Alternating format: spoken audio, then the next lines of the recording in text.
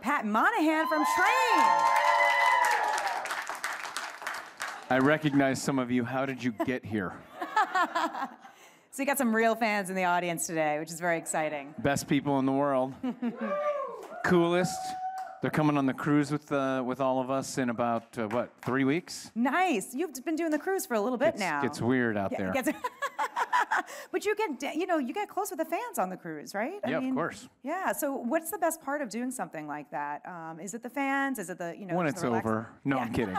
It's this year the best part's going to be we're going to make wine slushies. Nice.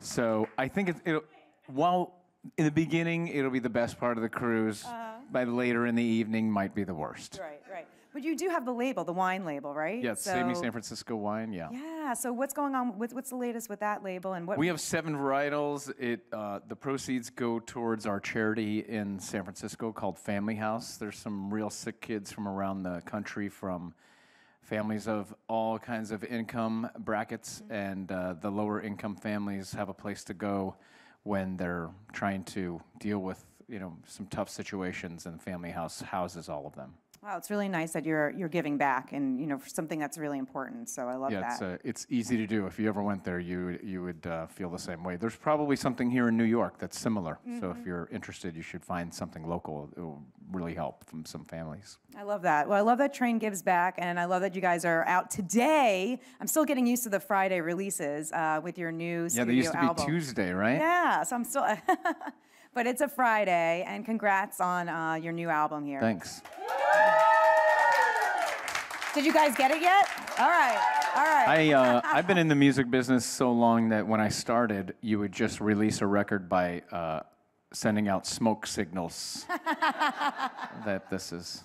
But do you get nervous? That's an old person joke for you people. Do you?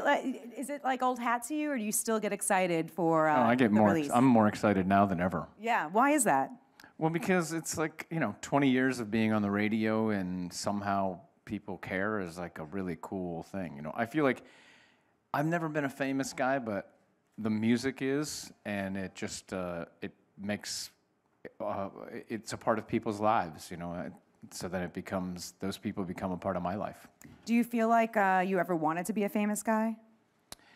I think I was real jealous of famous people for a long time, and then just recently, my manager was like, "You realize how genius it is that you can have all of the songs, be what they are, and you can still go anywhere you want all the time." I was like, "No one's ever called me a genius before. Thank you." You're like, "I'll take it." Yeah. Well, tell me about this record and why it's special to you, and what you wanted to say with it. Well, this is a picture of me from the back. I see the resemblance.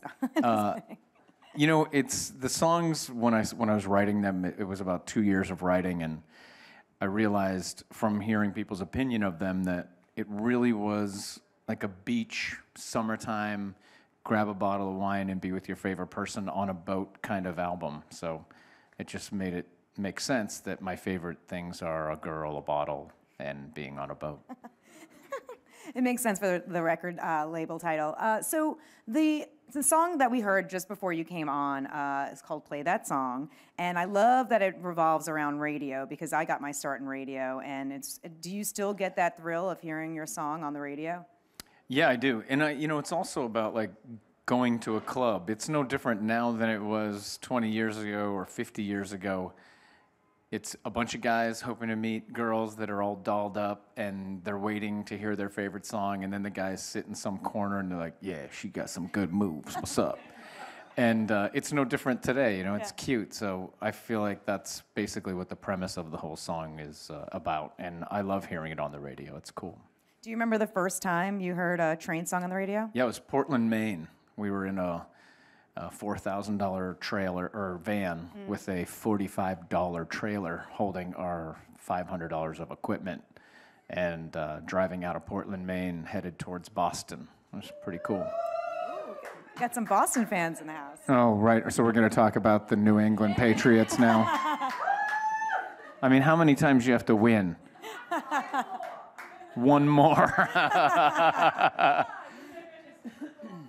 So you won't be rooting for the Patriots next week. I know I have friends on both sides, Okay. so I never choose a team, but yeah, Atlanta. Okay. Did we see Just you? because they need it. They need it. Yeah. So with Play That Song, you know, we see your dance moves in the video, which are pretty cool. Are you a dancer on the side? I mean, do you have to practice for that? I'm pretty amazing. I'm not much of a dancer. I mean, you know, those things are not as complicated as, and it only took 6 to 8 weeks to learn how to do that. Not so bad. No, so we won't be seeing you on Dancing with the Stars anytime soon. I'm not going to do that. I've seen some of my friends on that. I'm going to go ahead and pass. Yeah, you're like, no way. But you did. But I love the show. You did perform on the show. I mean, honestly, Yeah. I didn't want to make this video. I had a conversation with the whole, like the boss of Dancing with the Stars personally to ask them to do it. Huh. And they were like, yes. And then 2 days later, they were like, we're slammed. We don't have time. And so that's why I had to be in it. I ask every song, can I please not be in the video? But they toss you in anyway. They make me do it, so I make the best of it. Right. Well, it's a connection with your fans. I think, I mean, you would probably say you'd want to see Pat in the video, right? Where'd you shoot that video? But if Brad Pitt was in that video dancing, kind of better. Where was that shot, that video? It was shot in Los Angeles, because, being a San Francisco band, you can't always rely on the sun like you can in Los Angeles. So people don't usually shoot videos in the Bay Area or the Pacific Northwest. So. Well, a lot of this Or New record York. is, yeah, so there you go. Oh, this is not the only song on the record. I really like Working Girl. Cool. Yeah, that was one of my faves when I That's listened my to it. 5-year-old son's favorite song. Really? Too. All right, he and I should get, we get along. He loves that, and he loves Nationwide is on your side. Both catchy. I mean, it's really hilarious when he does it, because he'll be like, Dad, like he's got something really important to say. I'm like, what's up, man? He's like, Nationwide is on your side. I'm like, man, that's good to know. Thanks. Does he know what Dad does? He gets it? Yeah, he's cool with it. Yeah. Except when I leave, he's like, doesn't like that. That's tough. It's at a tough age, 5 years old. It's He's not into that part. I also like Valentine. That's got a, Yeah. we got some fans in the house on Valentine. Valentine, I think, honestly, I think it will be the biggest song on the record. I do too. It's my 8-year-old daughter's favorite song, and I don't know if you guys know this, but 8-year-old girls to 17-year-old girls run the music business because their parents are still buying their music, and that's the way that works. Year after year, you put out albums, and there's often always a hit on it. Do you ever feel the pressure when you're writing a song like, oh, this has to be a hit, or do you just write from what comes inside of you? When I feel pressure about things, it's usually just because I'm competing with myself to do better than I did the last time, and I think I did better. I really think that there was a lot of joy that went into this. I asked to be in rooms with people I never worked with before because I wanted to feel uncomfortable, but I also wanted to be with younger people who weren't upset and mad at record companies and history, and I wanted to be with people that were just like, yeah, man, let's just make some good work. This feels good. Like, I wrote this song with a guy named Will, and so I'm singing, there's an name, Will IDAP Larson. IDAP stands for I Deserve a Plaque. Which, as soon as you meet him, a guy called IDAP, you love him for that. And so I'm singing in the vocal booth, I'm singing this song, and he's behind the glass just going like this. And I was like, how can I be around this guy every day of my life? And so we built a room off of our house for Will, and he moved in the next week. But like that kind of energy, I'm not used to it. Like, he doesn't care. He doesn't care about anything except that moment, and that was fun. Do you ever get writer's block? Yeah, I mean, I have all kinds of problems. Let's discuss. That's the least of them. But it's hard to get inspired sometimes when you feel like you've said what how many times can you say something in an original way, but I'm trying. I want to keep doing it. Yeah, well, I mean, a lot of the songs have been in our lives for so long. When you think back on, say, Meet Virginia. I mean, did you know at that time, okay, this is going to be in our culture for so long? I mean, No way. yeah. No way. No song. I mean, the only reason that I thought maybe this song would, because I took Heart and Soul's melody, and it was like, okay, that's a pretty good start. You know, one of the most memorable melodies of all time, and made it into a new version, and talked to those people to make sure that we could figure out a way to use it, and they were ecstatic. They loved it. It's 81 years old, you know. Yeah, really catchy. But for something like Meet Virginia, it probably wasn't in your, I mean, you were just so brand new at that point. Yeah, it was too weird and too new, and it was not something that was on the radio, you know. A ukulele and a vocal, like, that was weird too. Yeah. What do you think? Because I remember it very clearly for me. What do you think it was about that song that Which really one hit now? Meet Virginia? I think it was a weird lyric, Yeah. and then I think the guitar part was just so weird. Bang, bang, bang. I mean, everybody was like, I think I'm going to be a guitar player from now on, because it was like, it's not too Anyone could do it, right? Yeah. Well, we're excited that you're going to be hitting the road behind the new album, and you're going out with O.A.R. and Natasha Bedingfield, right? Yeah. Mm-hmm. Yeah. What can we expect on the road this year? Well, I always like to have them come up and do some music with us, and I always like to pay tribute to artists that we've lost recently. Like last summer, we did Hotel California. We lost Mr. Fry, and we did some Prince, and then we did some Bowie, and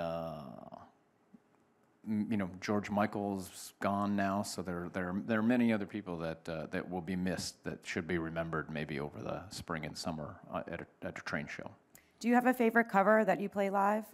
We played Ramble On, I think, every day for 15 or 18 years, so not that one. Well, you do a good job with it. I've seen you guys live, and that's not an easy song to sing. I ended up really loving Dream On. I think that ended up being a fun one. Got some Aerosmith fans in the house. Who are you listening to now? Well, I do a radio program, and it's called Train Tracks, and I try to go out and find artists. But when it comes to pop music, I think The Weeknd is a ridiculously talented kid.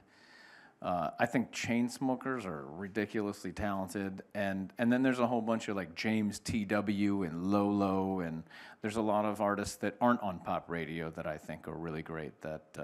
There's a band called Rag and Bone Man, which is like, what? And they're massive all over the world. So things that aren't at the United States yet at that level are going to be. How do you listen to music? Are you listening to it like when you're at home or on the road more? Like where do you listen? Where do you get your inspiration? Yeah, a lot of times, I get on, like somebody will throw me a playlist, and it's a vibe thing, Like music is a vibe, and it's also it's a fashion statement. Yeah. I don't think Train is a fashion statement. I don't think we ever have been, and that's just like a real thing. But like, music is fashion, but it's trendy too. So you have to be careful with it, because if you are a fashion, it's hard to be the fashion the next time around. So I'm lucky that we aren't the fashion, but I like to find out what is, what's happening. What are young people into? Because I really admire young people's work and their opinions. Seems like you're really kind of at peace with who Train is, and I'm just on heavy prescription drugs right now. No, I'm kidding. No, but you're just comfortable with like where you are in life. Is there? Yeah, I mean, I don't. There's a thing like, I don't. At this point, I'm so competitive with myself that it's like, today was a great day, but I gotta go make a better thing next. Like I'm just already on to what I have to do next, and like I've been listening to this record for a year. Right. And so today is a really beautiful day that it's kind of fans of what I do are like, you were right. I love that. Okay, sweet, high five. I got to go to work, because that's the satisfaction, is like the work itself. I remember when I went to high school, I was not a very good student, and because I don't think I can pay attention very well. But when I visualize things, I can. But like audio, things go in and out pretty Did you just say something? No. I'm just listening intently. But my science teacher in high school, the only thing I ever learned in his class had nothing to do with science. He said, human beings make the mistake by thinking that they have rights. The only right a human being has is to work. You have the right to do the work, not the reward and no satisfaction in it. You do the work, and that should be your life. And I was like, God, that sounds so sad. But he's right. I feel like my siblings can't sing, you know. Like this is what I'm supposed to do this, because what a shame if I took it for granted or didn't do it. That's great. So when you go back to work, do you mean writing? Sure. Yeah. You know, I'm up against Johnny Depp in the next feature film from. No, I'm not. I don't. just singing and writing. But you have dabbled a little bit in some guest appearances on television. I think you're in CSI New York or something, right? Yeah, I'm always a bad guy. I'm always a guy who kills somebody because it reflects my real life. You're definitely a jokester, Pat. Sarcasm. Well, I grew up in Pennsylvania, and everybody I meet from New Jersey and New York, I'm like, you know, we're kind of related in at least a comedic way. Right. Back in Erie. Or you know what? New England. Funniest people in the world are from Boston. Louis C.K., Adam Sandler's from New Hampshire. Who? Dennis Leary. Oh, but you know what? Bill Burr. That guy is insanely funny. Yeah, well, I mean, Erie, Pennsylvania did okay with you, right? So, Yep. Marry Me is... Okay. Yeah, I mean, I'm taken, but let's do it. Taken. Well, Marry Me, we were talking backstage about how so many people have, like, gotten married to that song. Yeah. What was one of the best stories that you've heard someone using that song as part of, like, a proposal, or... Honestly, there's so many. Yeah. I remember... the royal couple, the young couple in the UK, the news used it during their wedding, and so that was super cool. That's a global win, and then a lot of military things are very touching. But I think the most touching time that I was ever part of it was I was at a wedding, and all of a sudden they started playing it. I had no idea that these people that I knew, and I just like started to cry because I was like, I never heard it like this, like watching this man walk his daughter down the aisle, and like I was like, whoa, I am really good. I didn't really say that part, but it was really touching to see that someone used it like that. I hadn't seen that before. Especially because it was so unexpected. It wasn't something that that you hear. It was unexpected. Yeah, that's why. They didn't ask me to do it. They quietly just used the song. So I had my lawyers contact them afterwards for publishing. Do you think your kids will be musical? Are they into music right now? Well, I mean, you know, my son's already singing Nationwide is on your side. Right. So my daughter Autumn comes up and dances and sings with us every tour. My daughter Amelia used to, and my son Patrick is... he's older and he's pursuing music on his own. So, what advice would you give someone like Patrick? I don't give him any advice. He doesn't want my advice, and I think it's a really good way to be. You don't. If you really are meant for this, you're just gonna find the way. You'll find a way to do it, because otherwise you won't be able to survive. Like, you have to not care about anything else. Because if there's no other thing for you, you'll figure out a way to plant a seed and grow into something. What, besides A Girl, a Bottle, and a Boat, what other inspirations, That's about it. That's it? That's it? Yeah, I mean... That sums it up, right? Maybe, maybe a Porsche. No, I'm kidding. I don't like cars. I'm inspired by people. I'm inspired by... things that people do for one another. I'm inspired by how adults listen to their kids, because sometimes their kids are pretty wise. I'm inspired by acts of random kindness. There's a lot to be inspired by, not just the bad stuff and the political things that people don't agree on, and the fact that it's hard to drive around Trump Tower right now because it's blockaded off. But, like other things, I get inspired by, like humanity. It's easy. Great. Well, it's been so great talking with you. I want to throw out the questions to the crowd. We have a lot of fans here, so let's get it started. Next. Me. Yes. Thank you. You're doing my job. Easy. Hi. I'm Lizzie from New York, and I want to say, first of all, congratulations on the album. And in honor of the song Valentine, and we've got Valentine's Day coming up, which happens to be my husband's birthday. I wanted to ask you, what do you think is the most romantic song you've written, and what is the most romantic song you've ever heard? I think I was just saying the other day that the most romantic song I think I've ever heard was "Oh Darling, Save the Last Dance for Me," just because it's like you can dance with anybody you want, but just remember who's at the end of the line there. I think that's the most romantic. I think probably for me it would be "Marry Me," but Valentine definitely on this album for sure. Thanks, that's a great question. Next.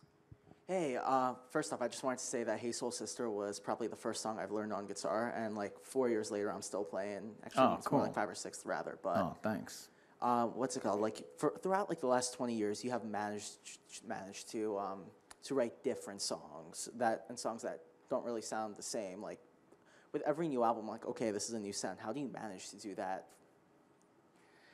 I don't really know. I really try to get in.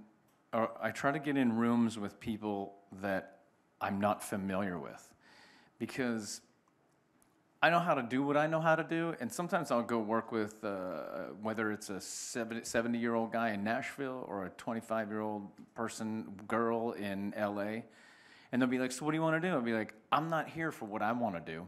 I'm here for what you are, because I think there's something about what I do is I can write a story, because I write mostly lyrics and melody, and I can write a story if I'm in a room with you based on the vibe that we're having or the energy that we're having, and it's never the same. Even if you and I work together, now in a year it'll be different because you're different and I'm different, and so will what our work will be. And even the sound will be different because you will have grown and so will I have. And if you don't grow, then we probably won't work together much longer, because that's part of the whole process, you know.